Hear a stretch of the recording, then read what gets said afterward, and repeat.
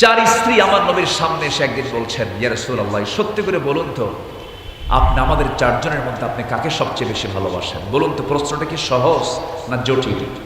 শুধু জটিল না, বড় জটিল, বড় জটিল। এই প্রশ্ন যখন করেছে, আমার নবীজি বললেন, এই প্রশ্নের জবাব আমি আজকে দেব না, আগামীকালকে দেব, যাও। পাঠায় দিলেন। পাঠায় দেওয়ার পর আমার নবীজি রাতের বেলা অন্ধকারে 8টা খেজুর নিলেন। কয়টা? 8টা খেজুর। 2টা করে খেজুর তিনি প্যাকেট করলেন।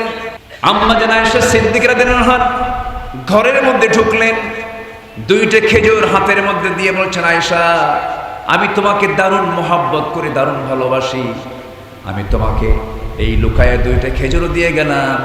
এই 2টা খেজুর যে আমি তোমাকে দিয়েছি, এই তথ্য যেন আমার বাকি স্ত্রীদের কানে না আসে। দ্বিতীয় স্ত্রীর ঘরে গিয়ে একই কাজ করলেন। তৃতীয় স্ত্রীর ঘরে গিয়ে 2টা খেজুর দিয়ে একই কথা বললেন। চতুর্থ স্ত্রীর ঘরে গিয়ে একই কথা বললেন।